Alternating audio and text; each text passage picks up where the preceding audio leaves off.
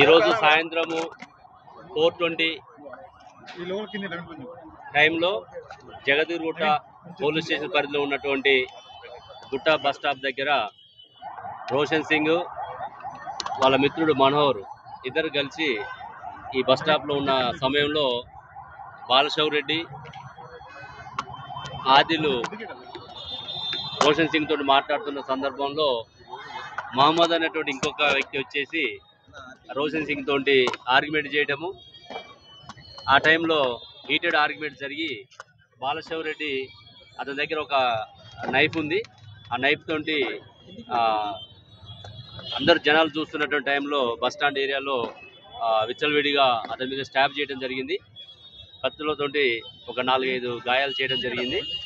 దాంతో చేసి వాళ్ళు ఎమ్మటే బైక్ మీద పారిపోవడం జరిగింది. అది మనకి వీడియోలో కూడా కనపడుతుంది. ఆ తర్వాత ఇమీడియట్గా మనకి ఇన్ఫర్మేషన్ రావడంతో ఇక జగదీర్గుట్ట పోలీసు వాళ్ళు వచ్చేసి ఇమీడియట్గా నియరెస్ట్ మెడిటెక్ హాస్పిటల్లో ఫస్ట్ ఎయిడ్ చేయించి ప్రస్తుతానికి గాంధీ హాస్పిటల్లో ట్రీట్మెంట్ చేయించడం జరుగుతుంది. ఆ ముద్దాయిల పేర్లు కూడా మనకు తెలిసినాయి, వీడియోలో క్లియరెన్స్కి వచ్చింది. ఈ రోషన్ సింగ్ ఎవరైతే గాయపడ్డటువంటి విక్టిమ్ రోషన్ సింగ్ కూడా ఇక్కడ రౌడీ షీటరు, అదేవిధంగా బాలశౌర్ రెడ్డి కూడా రౌడీ షీటరు. ఇద్దరి మధ్య గతంలో ఉన్నటువంటి భేదాభిప్రాయాలు కావచ్చు, ఒకరి మీద ఒకరు ఇన్ఫర్మేషన్ ఇస్తున్ననే దాని మీద కావచ్చు, వాళ్ళ మీద పాత కక్షలు ఏమున్నాయి అనేది ఇంకా మనం పూర్తిగా ఇన్వెస్టిగేషన్ చేయాల్సి ఉన్నది. ఇప్పుడు ఫస్ట్ ఉన్నటువంటిది ఏంటంటే ఆ ముగ్గురు వ్యక్తులు డైరెక్ట్గా ఇన్సిడెంట్లో ఇన్వాల్వ్ అయ్యారు కాబట్టి ఆ టీమ్స్ ఎస్ఓటీ కానీ లోకల్ పోలీసు క్రైమ్ టీం అందరూ కూడా వాళ్ళ కోసం సెర్చ్ చేస్తున్నాం. ఒక 4-5 టీమ్స్ ఇప్పటికి పెట్టడం జరిగింది. ఆ సీసీ ఫుటేజెస్ వాళ్ళ యొక్క లొకేషన్స్ కూడా తీసుకొని వీలైనంత తొందరగా వాళ్ళని పట్టుకోవడానికి ప్రయత్నం చేస్తాం.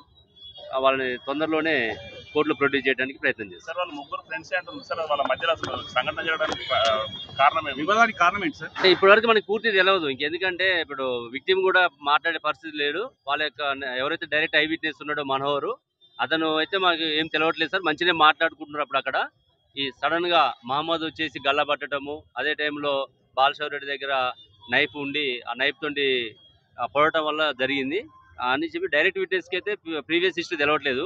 ఇద్దరు కూడా ఇక్కడ నేరస్తుడు కానీ విక్టిమ్ కానీ ఇద్దరు మన రౌడీ షీటర్సే కాబట్టి డెఫినెట్గా వాళ్ళ మధ్య పాత ప్రీవియస్ హిస్టరీ ఉంది కాబట్టి వాళ్ళ మధ్య భేదాభిప్రాయాలు ఉండవచ్చు. అది ఏం జరిగింది అనేది మనం నేరస్తులను పట్టుకుంటే మనకి పూర్తిగా సమాచారం తెలుస్తుంది. విక్టిమ్ అయితే ఏం చేయడు, అతని మీద కూడా గతంలో 4-5 కేసులు ఉన్నాయి. నార్మల్గా లేబర్ పని చేసుకుంటూ ఉంటాడు.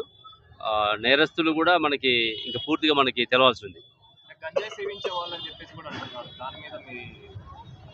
ఇక మనకి అదంతా మనకి వాళ్ళు అదుపులోకి తీసుకున్న తర్వాత మనకు తెలుస్తుంది. ఇప్పుడుకున్న సమాచారం మనకి ఇప్పుడు ఎందుకంటే ఒక 1.5-2 hours బ్యాక్ జరిగింది కాబట్టి ఇమీడియట్ గా మన నేరస్తులు అదుపులోకి తీసుకున్న తర్వాత మీకు తదుపరి సమాచారాన్ని మీకు ఇన్ఫార్మ్ చేస్తాం.